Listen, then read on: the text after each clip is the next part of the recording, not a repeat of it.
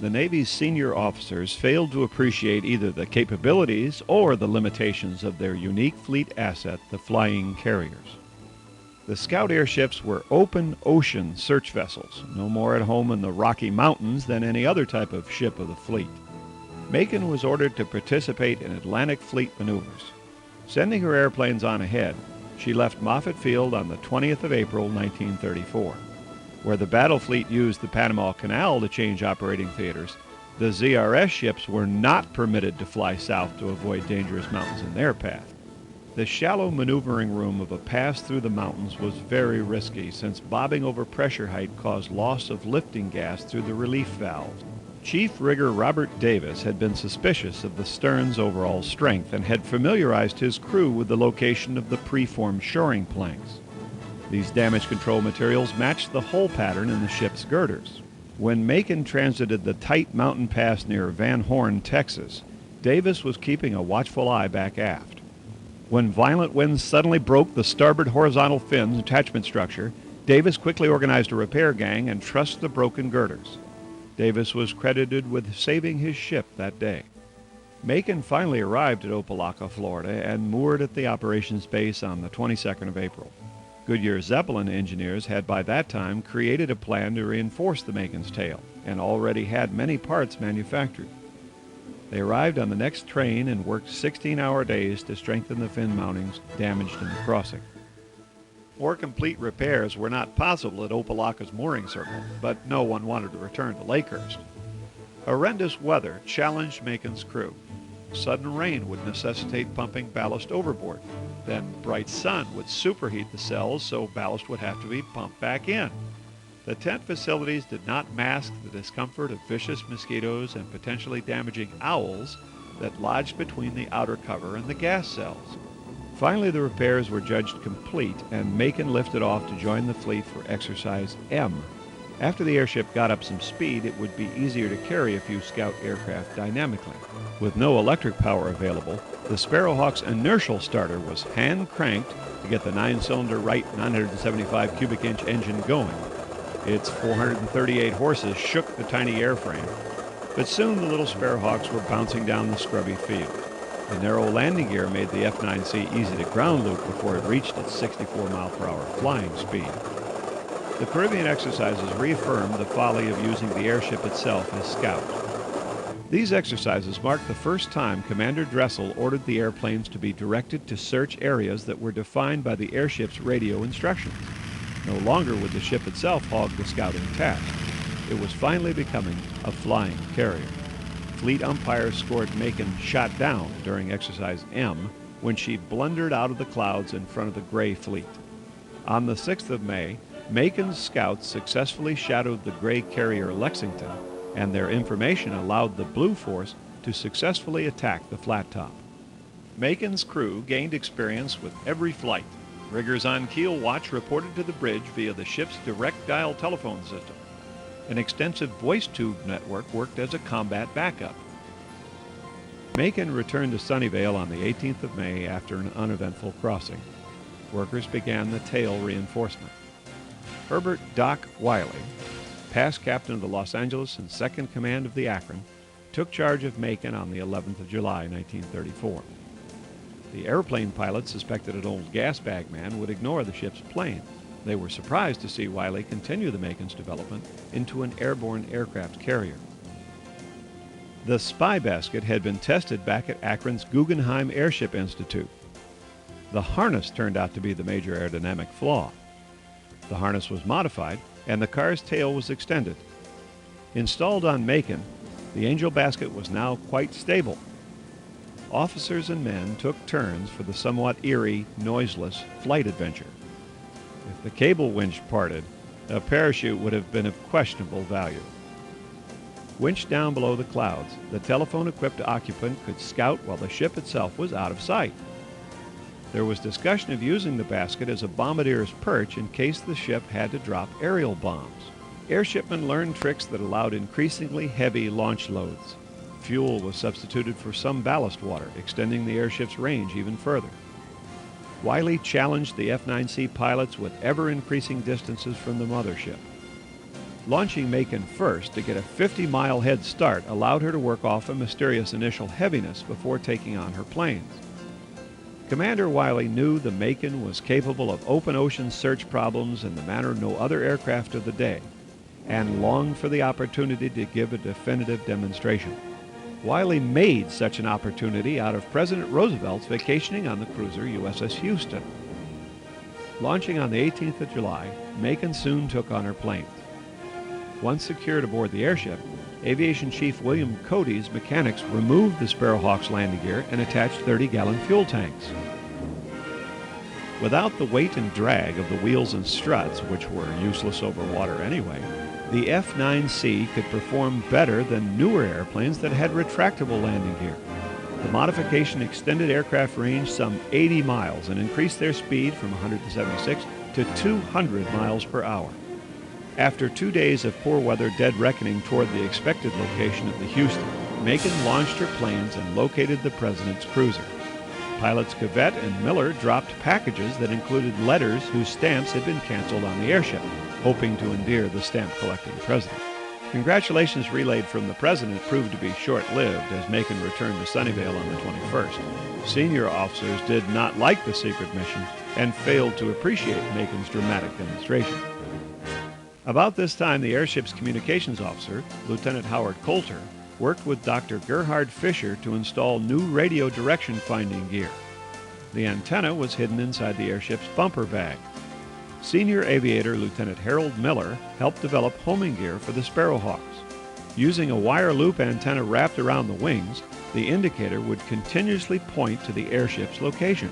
Growing more bold in their search patterns, the gutsy little planes eventually flew 180 miles from the mothership.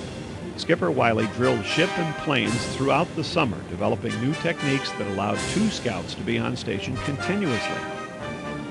Tactical officer Lieutenant Don Mackey helped perfect a precise navigation technique called the 60-60 system that ensured the trapeze would be at the appointed place before the little scout's fuel ran out. One pair could take the scouting position while the other planes returned to be refueled. A partner could save fuel by waiting his turn on frame 102's perch. Refreshed and rearmed, 2 F-9Cs could be launched simultaneously to continue search over an enormous expanse of ocean. During Fleet Exercise Z in October, the new techniques allowed Macon to locate the enemy fleet while flying boats were fog-bound in San Diego. When enemy carrier Saratoga launched a flight of dive bombers against the airship, Skipper Wiley applied hard right rudder and the bombers were suddenly exposed to the airship's defensive machine guns. Before the bombers could regroup, Macon's own planes had returned and were upon them. The carrier was kept under surveillance for the duration of the exercise. Attacking planes might have gotten past the Sparrowhawks. Macon's gun crews practiced warding off enemy fighters with cameras in place of machine guns. Enemy bullets could strike crewmen inside. Battle drills practiced patching wounds in the makeshift sick bank. Stabilized patients, even on stretchers, could be loaded in the Waco air taxi and rushed to shipboard or shore hospital facility. If an F-9C fell to enemy fire, the pilot could activate flotation bags in each wing and await the rescuing airship. Once hovering overhead, Macon could let down her new pilot rescue device. Equipped with 2 aviation safety belts, the pilot would slip in and be hauled aboard the mothership. Commander Garland Fulton came on board for the testing of a new seawater ballast recovery device. Commander Rosendahl visited from Lakehurst and was impressed with the progress Wiley had made with Macon. The Army had already adopted advanced monoplanes, and there was discussion of building a modern fighter plane for the airship's defense. An old Martin torpedo bomber was dusted off and a study made of it becoming a fueling tanker plane. Ground handling, benefiting from the lessons of Lakehurst, never once damaged the airship during launching or recovery. The tail reinforcements were almost complete, with the upper fins scheduled for the next overhaul. Macon's officers studied the planned deployment to Hawaii, where she would use the EVA mast shortened from the Shenandoah days. As 1935 began, exercises found Macon's planes returning to the ship after dark and launching again before dawn. With the fleet moving up the coast during February, Macon was assigned routine practice locating and shadowing the ships. On the afternoon of February 12, 1935, Macon had recovered her planes and was heading home. 2 men in the Point Sur lighthouse were watching her when Macon's upper fin suddenly disintegrated. The broken girders ripped the aft gas cell. In the airship's upper keel, escaping helium forced crewmen to evacuate. Ballast was dropped, but the stern continued to fall. Conflicting commands and the need to relay communications found crewmen cutting heavy items loose and tossing them overboard. Some engines were running full while others idled. As the stern fell, all available hands were ordered to the bow. Aviation machinist mate McArdle collected a chicken from the galley on his way forward. Losing weight rapidly, Macon rose beyond pressure height and lost a fatal amount of helium through the overpressure valves. A gallant attempt to unbolt the hangar door and jettison the planes ran out of time. Macon settled into the water tail first. Chief Radioman Ernest Daly had lost his glasses, and he was killed when he jumped ship from too great a height. Some men abandoned ship from prow shafts, while others sat upon the floating bow awaiting rescue. Mess attendant Florentino was terrified of the water and was seen climbing when flares caught the outer covering on fire. Chief Shaky Davis returned to the burning ship to collect more survivors. Scrambling to hold on to life rafts, 81 men were rescued by the cruisers Richmond, Cincinnati, Milwaukee, and Concord. 2 more Moffett Field streets would be named like the Akron's crew namesake avenues. The Navy quietly held a board of inquiry. Admiral King ordered that all officers with rigid experience collaborate to compose a document recalling those lessons learned and to make recommendations for the next rigid airship. In the following months, Dr. William F. Durand was named chairman of a special science advisory board committee that bore his name. They were tasked by the Secretary of the Navy to study not only the Macon's loss, but airship design and construction in general, and to submit recommendations for future policy on airships. The committee concluded that the Navy didn't have enough experience in rigid airships to decide if such vehicles were worthwhile militarily or commercially. So they suggested further experiments in the building of airships of various sizes, from blimps to ZRS size, and even a metal clad of 1.5 million cubic feet. But in 1936, rigid airships again belonged to the Germans, who were just finishing the world's largest airship, the LZ-129. The government refused to buy American helium, so new gas cells were designed around the axial corridor. The airship featured many innovations, from its new diesel engines to landing wheels. The new giant, finally named Hindenburg, would be a luxury hotel in the sky. By agreement with the United States, the new ship would use the facilities at Lakehurst as its North American terminus. The Hindenburg established a new speed record on his first crossing of the North Atlantic.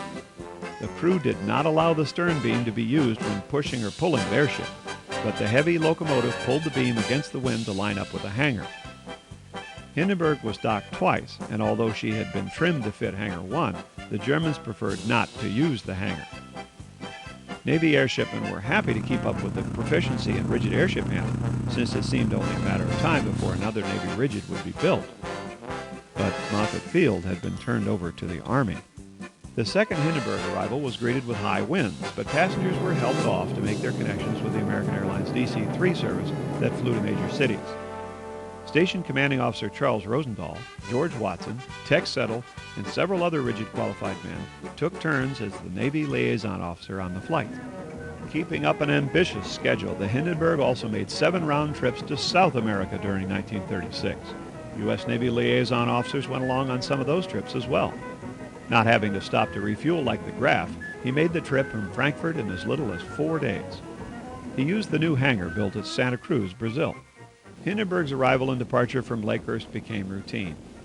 Newsreel cameras were usually on hand to interview the rich and famous commuters. Local laborers were employed to help haul the ship to mooring. If the weather was bad at Lakehurst, arrangements had been made to use the Navy's mooring circle base at Parris Island, South Carolina, but conditions at Lakehurst were adequate during the 1936 season. Back in Germany during the off-season, more cabins were added to B deck, assuring the airship would return enough fares to pay for operations. Hook-on experiments were performed to allow a customs official to come aboard before the ship landed. The Navy considered reactivating one of the Wacos for the American end, with Lieutenant Miller as pilot. Hindenburg completed the first 1937 season trip to South America. On his first Lakehurst landing that season, Captain Pruce accepted the American suggestion of a high landing as an electrical storm was clearing Lakehurst. In the twilight, witnesses noticed a blue glow that slowly turned into flames after the rudder. The fire spread rapidly around the stern. Suddenly the aft sails ruptured, jolting the ship and jarring the 2 wastewater tanks loose. The stern fell. Cameraman managed to get cranking during the last part of the fire. Within 40 seconds, the entire outer cover had burned away. The hydrogen had escaped, and the structure collapsed. The horrific images forever tarnished the rigid airship. 13 passengers became the service's only fare-paying fatalities. Hydrogen gas was blamed for the accident, but within a few months, German electrical experts explained to Dr. Eckner that static electricity had actually set the outer covering afire. While publicly lobbying to purchase American helium for the next ship, the LZ-130, the Germans were changing the outer covering to make it less flammable and impossible for static electricity to set afire. A reluctant Congress agreed to sell helium to Germany, and the first shipment reached the port of Galveston. Then, Hitler marched into Austria. Department of Interior Secretary Harold Ickes stopped the non-flammable gas from becoming part of Hitler's war machine. With no chance to carry passengers, the world's most advanced airship was inflated with hydrogen and began its training flights. Just weeks before Hitler invaded Poland, the Graf Zeppelin performed one last military service. A spy basket was borrowed from a World War I museum collection and employed to obtain clear sampling of British radar transmission. The liner was harassed away from Scottish territory by British warplanes. The Air Minister Goring ordered the Grafs cut up for scrap, saving nothing, even for museums. On the 3rd anniversary of the Hindenburg fire, Goring ordered the new hangars blown up as if to erase the embarrassing episode of the rigid airship forever. The Navy's General Board, using the Durand Committee report, suggested building a 9.5 million cubic foot rigid designated ZRCV. It would be capable of carrying 9 dive bombers. However, a more modest 3 million cubic foot rigid was to be built first in order to train crews. But President Roosevelt gave instructions that this ship could be no more than 325 feet long. Perhaps he favored the metal-clad design. Ironically, tests showed that the metal-clad ZMC-2 could even have been hydrogen-filled and not caught fire under conditions identical to those that destroyed the Hindenburg. But the Navy held out for a classic Zeppelin design. The old tin blimp, which had even been flying on her 10th anniversary, was cut up for scrap in August of 1941. The mooring mast at Eva, Hawaii, was still waiting for her scouting rigid airship when bombs fell around it on December 7, 1941. Goodyear Aircraft updated its flying carrier design several times during the war, but funding did not come. After the war, the Goodyear Aircraft Company continued to suggest building a passenger Zeppelin, but with the advent of the ocean-crossing airliner, the idea no longer made economic sense. In 1947, Henry Ford witnessed his airship mooring mast being torn down. It was truly the end of an era. Younger generations could only marvel at the giant hangars remaining, the only visible proof of a marvelous technology long forgotten. The location of Macon's final resting place remained a mystery for more than 55 years. When a fisherman snagged on an aluminum girder, it set in motion a chain of events that resulted in the Navy sub Seacliff being directed to the Macon's resting place in the summer of 1990. The slow corrosion of 1,500 feet of water treated the delicate airship kindly during her 5.5 decades in Davy Jones' locker. Out the sub's porthole, one of the drivetrains, its prop and control shaft still parallel, jut out from the bottom. Later, the Monterey Bay Aquarium and Research Institute's Christopher Greck operated a remote-controlled submersible to explore the Macon's remains. A mighty Maybach engine rests in the mud, its rocker arms awaiting oiling from the vigilant engineman. A heavy steel propeller rests near the detached gearhead. A few of more than 100 fuel tanks lie jumbled, their anti-sloshing baffles made visible by implosion. Busy Bay 7 reveals the remains of the galley as the robot's arm exhumes a soup bowl, its logo Beetleware still readable. The remains of the bow cabins lie jumbled, their chairs still usable. The most powerful radio transmitter of the day retains its Bakelite knobs, its tubes never to glow again. A pencil awaits a code-copying radioman who was lost with his ship. A detached airplane wheel and tire has become a home to tiny marine organisms. A sparrowhawk rests with the remains of the trapeze fallen on top, silent testimonial to the frenzied effort to shed weight in the final seconds of the Navy's last rigid airship. The other 3 F-9C-2s are all here, their brightly colored wing fabric fallen away. Revealed is their innovative airship metal wing structure, evidence of a pioneering craft untarnished by 5 decades deep below sea level. Instruments can still be read on the panel, its leather padding grown over, its gun sight never aimed in anger. Only rock-cod pilots await command to launch. The remains of the bow, the reinforcing pipe beam and frame 210 are in place to support the mooring spindle. The heavy plumb bob remains ready to anchor its airship in a solid mooring cup. With the new generation rediscovering the efficiency of buoyant flight, the future will see even better airships. Remotely piloted vehicles could operate from an airborne base. The flying aircraft carrier may once again scout for the fleet.